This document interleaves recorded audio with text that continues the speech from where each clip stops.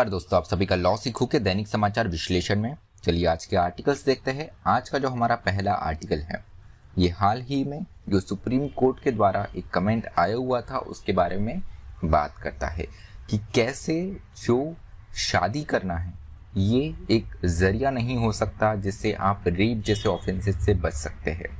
इसके बारे में काफ़ी बात की गई थी सुप्रीम कोर्ट में। जो चीफ जस्टिस ऑफ इंडिया की तरफ से कमेंट आया था जिसमें ये कहा गया था, जो एक्यूज था उसे कहा गया था कि आप क्या शादी कर सकते हैं रेप विक्टिम के साथ में। इस कथन की काफ़ी ज़्यादा आलोचना हुई थी, उस बारे में ये आर्टिकल बात करता है। और प्रीवियस कौन कौन से ऐसे वाक्य रहे हैं, पिछले कौन से वाक्य रहे हैं, उनके बारे में भी ये आर्टिकल बात करता है। उसके बाद में जो हमारा दूसरा आर्टिकल है ये बात करता है अभिव्यक्ति की स्वतंत्रता के बारे में। हाल ही में हमें दिशा रवि का केस देखने को मिला, उसके बाद में हमें एक और वेब सीरीज़ है उसके संबंध में भी एक और केस देखने को मिला है। तो इनसे जुड़े हुए जो कानून हैं इनके बारे में भी ये आर्टिकल बात करता है। अंत में जैसे आपको पता है न्यूज़ इन फ्लैश होता है जिनमें हम उन समाचारों के बारे में चर्चा करते हैं जो कि परीक्षा के लिए महत्वपूर्ण है। तो चलिए मैं आगे बढ़ूँ उससे पहले लॉ सीखो का एक बहुत ही अच्छा कोर्स है प्रोजेक्ट मैवरी। ये कोर्स क्लैट के लिए है। न्यूनतम राशि में ये कोर्स अभी आपको मिल रहा है 100 रुपये में, सिर्फ ऑलमोस्ट फ्री कोर्स है ये। तो अगर आप क्लैट की प्रिपरेशन कर रहे हैं या आपके जानने वालों में से क्लैट की तैयारी कर रहा है तो उनको आप ये कोर्स के बारे में जानकारी दे सकते हैं। आप इसका सिलेबस और साथ ही साथ जो फ्री स्टडी मटेरियल है वो भी देख सकते हैं लॉ सीखो की वेबसाइट पे जाके। तो चलिए आज का एमसीक्यू देखते हुए यह है कि हाल ही में freedom in the world report publish की गई फ्रीडम हाउस के द्वारा। इसमें भारत को क्लासिफाई किस पर्टिकुलर क्षेत्र में किया हुआ है, किस पर्टिकुलर मानक पर किया हुआ है। तो यहाँ पर वर्गीकरण जो है 3 कैटेगरीज में है। आपका ऑप्शन ए है उसमें फ्री, ऑप्शन बी है पार्शियली फ्री मतलब आंशिक रूप से स्वतंत्र, सी नॉट फ्री मतलब बिल्कुल भी आज़ादी नहीं है, यहाँ पे फ्री नहीं है, या डी इनमें से कोई भी नहीं। जो भी आपका उत्तर हो कमेंट बॉक्स में ज़रूर लिखिएगा। तो चलिए वर्णनात्मक प्रश्न की ओर बढ़ते हैं, वो यह है critically examine different laws relating to freedom of speech in India. भारत में जो अभिव्यक्ति की स्वतंत्रता से जुड़े हुए कानून हैं इन पर आपको इनको एग्जामाइन करना है, इनका एक आलोचनात्मक विश्लेषण करना है। साथ ही साथ जो हाल ही में केसेस हुए हैं सुप्रीम कोर्ट में जो केसेस गए हैं उनका भी आप उदाहरण साथ में दे सकते हैं आपके उत्तर में। तो चलिए हमारे पहला जो आर्टिकल है promise to marry cases and casteism. तो यहाँ पे 2 चीज़ों की महत्वपूर्ण बात हम इस आर्टिकल में करेंगे। एक, जब एक्यूज्ड ये डिफेंस लेता है या एक्यूज्ड के द्वारा ये बोला जाता है कि मैं विक्टिम से शादी कर लूँगा, या वहाँ पे प्रॉमिस टू मैरी होता, प्रॉमिस टू मैरी का एक वादा पहले होता है। उसके अलावा यहाँ पर जिस तरीके की सुप्रीम कोर्ट की तरफ से जजमेंट आए उनके कुछ उदाहरण दिए हैं राइटर ने और बताया है कि कैसे इसमें कास्टिज्म को भी, जातिवाद को भी बढ़ावा दिया है। तो ये दोनों एंगल्स को साथ में लेकर ये आर्टिकल दिया गया है। तो Supreme Court in a promise to marry case granted accused stay of arrest for 8 weeks. तो हाल ही में एक मामला आया था सुप्रीम कोर्ट के पास में जिसमें प्रॉमिस टू मैरी पर ये वादा करने का कि वो एक जो विक्टिम है एक्यूज्ड उससे शादी करने का, इस वादे पर ये देखने को मिला कि एक्यूज्ड को स्टे मिल गया अरेस्ट से। 8 सप्ताह का यहाँ पर एक स्टे मिला हुआ है अरेस्ट से। तो यहाँ पर बात ये की गई थी कि जो एफआईआर लॉन्च की गई सेक्सुअल हरासमेंट की, जो रेप की एफआईआर लॉन्च की गई, ये की गई जब रिश्ते में एक दरार आई। यहाँ पर जो रिश्ते हैं वो अपने आप में खराब हो गए। तो इनके बीच में एक्यूज्ड और विक्टिम के बीच में रिलेशनशिप था, ये बात वहाँ पे कोर्ट में बताई गई। और उसी को देखते हुए जब रिश्ता खराब हो गया उसके बाद में एफआईआर लॉन्च की गई। उसके बाद में काफ़ी ज़्यादा सवाल उठाए गए। जो एक कमेंट आया जिसमें चीफ जस्टिस ऑफ इंडिया ने ये पूछा एक्यूज से क्या क्या आप शादी करेंगे विक्टिम के साथ में। तो इस पर काफ़ी ज़्यादा आलोचना हुई। हम हमारे प्रीवियस जो डिस्कशन है उसमें भी इसकी बात कर चुके हैं। तो यहाँ पर बात आता है कि प्रॉमिस टू मैरी केसेस क्या होते हैं। So where sexual violence is brought to light in an intimate partner relationship following the accuse ranging of the promise to marry. तो ऐसे केस जहाँ पे शादी करने का वादा किया गया हो लेकिन उससे एक्यूज्ड मुकर जाए, या ऐसे केसेस में जिसमें कहीं ना कहीं शादी का वादा इन्वॉल्व हो या वो पहले से रिलेशनशिप में हो। तो दो सिचुएशन मेन हो सकती है। सबसे पहले रेप कमिट किया गया है and a promise of marriage is made to restrict women from accusing rape. Rape वहां पर कमिट हुआ और उसके बाद में ये वादा किया गया एक्यूज्ड के द्वारा कि वो विक्टिम से शादी कर लेगा, लेकिन विक्टिम को केस वहां इस केस में अगर वो नहीं करती है तो वो विक्टिम से शादी कर लेगा। ये तो पहला वाक्य हुआ। दूसरा वाक्य ऐसा है कि अगर आप ऑलरेडी रिलेशनशिप में हो, आपके ऑलरेडी पहले ही आप रिश्ते में हो, फिर वो लिव इन रिलेशन हो सकता है या उस काइंड का सिमिलर रिलेशन हो सकता है।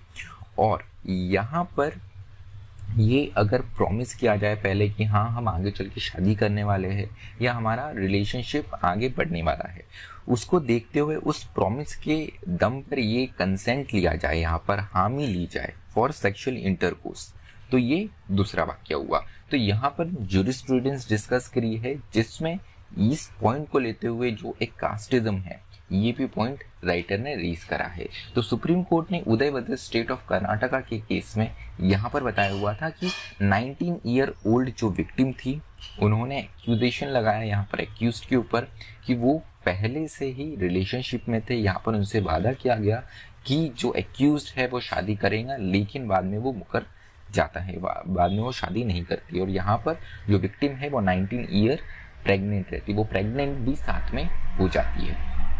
तो यहाँ पर देखने वाली बात यह है कि यहाँ पर जो केस आया वो रिलेशनशिप में कंसेंट दी गई थी, लेकिन प्रॉमिस टू मैरी को देखते हुए, शादी के वादे को देखते हुए जब वो नहीं हो पाया, जब वो फिजिबल नहीं रहा, तो उसके बाद में एक जो विक्टिम थी उन्होंने जाके यहाँ पर केस करा फॉर रेप। तो यहाँ पर सुप्रीम कोर्ट ने कहा इस पर्टिकुलर केस में कि जैसे पता है आपको एक्यूज्ड ब्राह्मण कास्ट से है और जो विक्टिम है जिसने आरोप लगाया है वो ओबीसी समुदाय से आती है। तो अगर हमारे देश में कास्ट सिस्टम देखें तो यहाँ पर बहुत कम पॉसिबिलिटी होती है कि इंटर कास्ट मैरिज हो सके। तो यहाँ पर इंडोगैमी जो है अपनी ही कास्ट में, अपनी ही कम्युनिटी में शादी करना, इसको इंडोर्स किया, इसको बढ़ावा दिया है इनडायरेक्टली। राइटर ने यहाँ पर इस जजमेंट के संबंध में ये बताया है। उसके साथ में जो ग्राउंड बताए गए थे वो थे मैडली इन लव। तो यहाँ पर ऑलरेडी लव में है, मैडली इन लव वाला सिचुएशन है, उसको देखते हुए यहाँ पर कंसेंट की कोई बात आती ही नहीं है। तो ये एक बेसिक ग्राउंड यहाँ पर लिया गया था। उसी तरीके का अगर जजमेंट देखें तो Delhi versus state of Bihar में भी आया है, जिसमें भी यही बात की गई थी कि अगर वहाँ पर सेक्सुअल इंटरकोर्स हुआ है, सेक्सुअल रिलेशनशिप बने हैं ऑन प्रॉमिस टू मैरिज पर, तो यहाँ पर अगर कंसेंट है, इस प्रॉमिस को, इस वादे को, शादी के वादे को देखते हुए, और वो नहीं कंप्लीट होता है और उसके बाद में अगर विक्टिम यहाँ पर एक्यूजेशन करती है, रेप का आरोप लगाती है, तो ये कहीं भी ग्राउंड नहीं बनेगा। तो ये अपने आप में दूसरे टाइप का केस था। तो इसकी काफी ज्यादा आलोचना करता हुआ ये आर्टिकल है।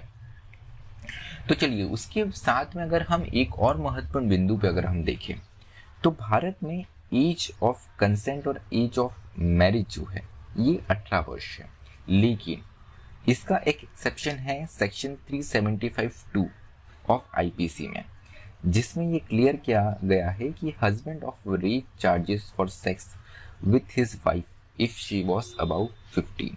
तो यहाँ पर अगर ऐसी शादी होती है जिसमें विक्टिम जो है वो माइनर है, जिसमें जो वुमेन है वो माइनर है, लेकिन उसकी आयु जो है वो 15 वर्ष से ज़्यादा हो, और उस केस में भी अगर वहाँ पर बिना कंसेंट के सेक्सुअल इंटरकोर्स होता है तो ऐसे केस में वो रेप नहीं माना जाएगा। मैरिटल रेप भी अपने आप में एक और बिंदु है जहां पर शादी में होते हुए अगर विदाउट कंसेंट हस्बैंड अपनी वाइफ के साथ में यहाँ पर सेक्सुअल रिलेशनशिप बनाता है तो वो भी रेप की कैटेगरी में नहीं आएगा। महत्वपूर्ण बात यह है कि नेपाल जैसे देश में मैरिटल रेप जो है वो एक क्रिमिनल ऑफेंस है, लेकिन भारत में ये नहीं है। तो आगे आने वाले समय में देखने वाली बात रहेगी कि क्या इस कानून में कुछ ऐसा कोई कानून लाया जाता है जहां पर मैरिटल रेप या जो हमको 375(2) जो है इसमें जो एक्सेप्शन है इसको हटाया जाता है क्या। तो चलिए दूसरा आर्टिकल जो है अभिव्यक्ति की स्वतंत्रता पे है। साथ में सुप्रीम कोर्ट कि इनमें क्या दखलंदाजी रही है, क्या इंटरफेरेंस रहा है, क्या जजमेंट दिए गए सुप्रीम कोर्ट के द्वारा, वो भी हम जानेंगे। तो सबसे पहले recent judgment of courts recognizing and refusing the recognize freedom of speech. तो हाल ही में अभिव्यक्ति स्वतंत्रता को रिफ्यूज भी करा गया है और रिकॉग्नाइज भी करा गया है सुप्रीम कोर्ट के द्वारा। तो सबसे पहला केस देखें तो प्रिया रमानी एंड दिशा रवि का जो केस है, इसमें सुप्रीम कोर्ट ने अभिव्यक्ति की जो स्वतंत्रता है उसको बचाया है और इन अभिव्यक्ति की स्वतंत्रता के पक्ष में जजमेंट दिया है। वही अपर्णा पुरोहित वर्सेस स्टेट ऑफ यूपी का केस देखे तो तांडव वेब सीरीज जो है उसके संबंध में ये केस है। तो यहाँ पे अभिव्यक्ति की स्वतंत्रता को कहीं ना कहीं रिफ्यूज किया गया है, राइटर के द्वारा ये बताया गया है। तो यहाँ पे इलाहाबाद हाईकोर्ट ने ये जजमेंट दिया है। तो अगर हम हमारे देश में देखें तो ऐसे कौन से कानून हैं जो अभिव्यक्ति की स्वतंत्रता को अपने आप में रिस्ट्रिक्ट करते हैं, तो सबसे पहला जो कानून है ये है सेडिशन, देशद्रोह या राजद्रोह हम जिसे कहते हैं। तो ओरिजिनली जब हमारा आईपीसी बना था, लॉर्ड मैकॉले के द्वारा जब आईपीसी बनाया गया था, ड्राफ्ट किया गया था, उस वक्त अगर हम ओरिजिनली देखें तो सेडिशन का कोई भी प्रावधान नहीं था। ये बाद में ब्रिटिश गवर्नमेंट जो है उनके द्वारा लाया गया था, जिसमें अगर डिसेंट है, अगर आप सरकार की आलोचना करते हैं तो उसे दबाने के लिए ये पर्टिकुलर प्रोविजन इंट्रोड्यूस किया गया था। और 1962 में ओनली सेडिशियस एक्ट, ऐसे राजद्रोह के मामले जो कि सामाजिक व्यवस्था को बिगाड़ते हैं, केवल वही प्रोसिक्यूट किए जाते थे। लेकिन अभी आने वाले समय में, अभी के समय में अगर हम देखें तो परिदृश्य बहुत ज़्यादा बदल चुका है। अब बहुत ज़्यादा हमें सेडिशन के केसेस देखने को मिलते हैं, छोटे छोटे मामलों में भी। उसके साथ में डिफेमेशन, मानहानि की बात करें तो ये जो लॉ है मेजॉरिटी ऑफ कंट्री में डिक्रिमिनलाइज कर दिया गया है। और हमारे देश में भी अगर हम देखें तो जो छोटे छोटे मुद्दे रहते हैं उसमें भी ये देखने को मिलता है कि डिफेमेशन का केस कर दिया जाता है। अब प्रिया रमानी वाला केस अगर आप देखेंगे, जिसमें एमजे अकबर ने यहाँ पर अगेंस्ट प्रिया रमानी ये डिफेमेशन केस कर दिया था कि उन्होंने उनकी जो उनका मान सम्मान है उसको हानि पहुंचाई है। तो डिफेमेशन भी एक और कानून होता है जहाँ पे अगर आप कुछ अभिव्यक्त करते हैं तो उसके अगेंस्ट कोई इंडिविजुअल पर्सन यहाँ पर आपको डिफेमेशन का केस कर देता है। उसके अलावा ईश्वर निंदा से जुड़े हुए जो कानून हैं वो भी महत्वपूर्ण भूमिका निभाते। तो अपर्णा पुरोहित जो केस है, इसमें ईश्वर निंदा के केस है या ऐसे केसेस जो ऐसे लॉ जिसमें ईश्वर की अगर आप निंदा करते हो या कम्युनिटी या रिलीजियस फीलिंग जो है वो हर्ट करते हो, तो ये कानून आप पे, ये प्रावधान आप पे लगेंगे। तो हमारे अगर आईपीसी में देखें, भारतीय दंड संहिता में देखें तो सेक्शन 153A और उसके साथ में 295A, ये दो ऐसे कानून हैं जिसमें अगर विभिन्न समुदाय के बीच में अगर आप हिंसा फैलाने का प्रयास करते हैं अपनी अभिव्यक्ति के द्वारा, या आप रिलीजियस फीलिंग्स जो है उनको आप भड़काते हैं, तो आप पर ये प्रावधान लग सकते हैं। उसके अलावा रिलेवेंट जजमेंट देखें तो हाल ही में अर्नब मनोरंजन Goswami versus state of Maharashtra का जो केस था, इसमें सुप्रीम कोर्ट ने कहा है अवर courts must ensure that they continue to remain the first line of defense against deprivation of the liberty of citizen। तो जो स्वतंत्रता है ये बचाना कोर्ट्स का मुख्य उद्देश्य है और आप फर्स्ट लाइन ऑफ डिफेंस रहने चाहिए। ये सुप्रीम कोर्ट के द्वारा कहा गया है अर्नब गोस्वामी केस में। उसके साथ में कहा गया है कि deprivation of liberty even for a single day is one day too many. तो दिशा रवि और प्रिया रमानी के केस में अगर हम देखें तो यहाँ पर उनको पूरे सिस्टम से गुजरना पड़ा। प्रिया रमानी को भी वेटिंग पीरियड यहाँ पर करना पड़ा जब तक उनका केस चल रहा था। दिशा रवि को तो जेल में रखा भी गया। तो यहाँ पर यही बात की जाती है कि अगर एक दिन की भी अगर आपकी आज़ादी जाती है तो वो आपकी लिबर्टी गई है, वो स्वतंत्रता गई है। ये भी सिटीजन के जो राइट पे एक बहुत बड़ा वायलेशन है उनके राइट का। तो इस बिंदु पर भी सुप्रीम कोर्ट ने कहा है कि अगर एक दिन की भी स्वतंत्रता आ जाती है उसका मतलब भी है बहुत ज़्यादा यहाँ पर नुकसान, एक वायलेशन हुआ है सिटीजन के राइट का। तो चलिए अगर हम भारत में देखें तो सेडिशन केसेस जो है 2016 से 18 का ही अगर हम कंपेयर करें तो ये डबल हो गया है। जहाँ 2016 में 35 केसेस हुआ करते थे, वही 2018 में ये बढ़ के 70 केसेस हो गए हैं। उसके अलावा जो ईश्वर निंदा या रिलीजियस फीलिंग्स हर्ट करने वाले जो कानून हैं ये बहुत अब सारे देशों में लीगल नहीं रहे हैं। बहुत कम देश है जहाँ पर ये लीगल देखने को मिलते हैं। अगर हम बात करें तो भारत है, और उसके अलावा अगर मिडिल ईस्ट की बात करें, अरब कंट्री से, यहाँ पर ये कानून है। उसके अलावा ही कुछ ऐसे देश है जहाँ पर ये कानून हमें देखने को मिलता है। बाकी बहुत से ऐसे कंट्रीज है जिन्होंने इसको डीक्रिमिनलाइज कर दिया है। तो अभी हाल ही में अगर हम देखें तो 47 कंट्री के पास में ऐसे कानून है। उसके बाद में जब भी अभिव्यक्ति की बात करते हैं तो हमें ये देखना चाहिए कि क्या भारत में ही या उसके अलावा विश्व में भी निंदा की जाती है। तो लेबनान एक ऐसा देश है जहाँ पर 98% जो है पब्लिक जो है वो क्रिटिसाइज करती है गवर्नमेंट की। Australia, United states, United kingdom, Canada, Germany, Brazil, France, कुछ ऐसे देश है जहाँ पे 90% से ज़्यादा जो जनसंख्या है वो क्रिटिसाइज करती है। भारत में करीब करीब ये आंकड़ा 72% के करीब है। और यही कहीं ना कहीं हमारी डेमोक्रेसी को आगे बना के रखता है, क्योंकि जब तक आप कंस्ट्रक्टिव क्रिटिसिज्म नहीं करेंगे गवर्नमेंट का, उनकी पॉलिसीज का, तब तक सिस्टम में हम सुधार नहीं ला सकते हैं। तो चलिए न्यूज इन फ्लैश की ओर आते हैं। तो वर्ल्ड यूनिवर्सिटी रैंकिंग जो है ये QS वर्ल्ड यूनिवर्सिटी रैंकिंग 2021 आ गई है, जिसमें इंडियन इंस्टीट्यूट ऑफ साइंस जो है इसने टॉप 100 इंस्टीट्यूट में अपनी पोजीशन सिक्योर की है। उसके अलावा भारत से और 2 न्यू एंट्रीज देखने को मिली है। JNU का एंथ्रोपोलॉजी प्रोग्राम जो है वो भी टॉप लिस्ट में आया है। उसके साथ में OP जिंदल ग्लोबल यूनिवर्सिटी का लॉ प्रोग्राम जो है उसने भी अपनी जगह बनाई है।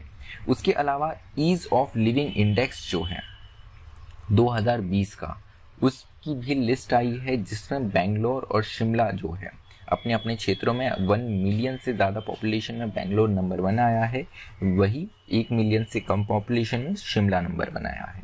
म्यूनिसिपल परफॉर्मेंस इंडेक्स अगर देखा जाए तो उसमें इंदौर ने टॉप किया है, जो कि सूरत दूसरे पायदान पे और वही भोपाल तीसरे पायदान पे। न्यू दिल्ली म्यूनिसिपल काउंसिल जो है इन्होंने 1 मिलियन पॉपुलेशन वाली म्यूनिसिपल कॉर्पोरेशन अगर हम देखें तो यहाँ पर टॉप किया है, वही तिरुपति दूसरे पायदान पे है। तो चलिए हमारा आज का विश्लेषण यही समाप्त होता है। इस वीडियो की PDF आपको हमारे टेलीग्राम चैनल से मिल जाएंगी। अधिक जानकारी के लिए आप लॉ सीखो की वेबसाइट भी विजिट कर सकते हैं। इसी तरह पढ़ते रहिए, मेहनत करते रहिए। धन्यवाद।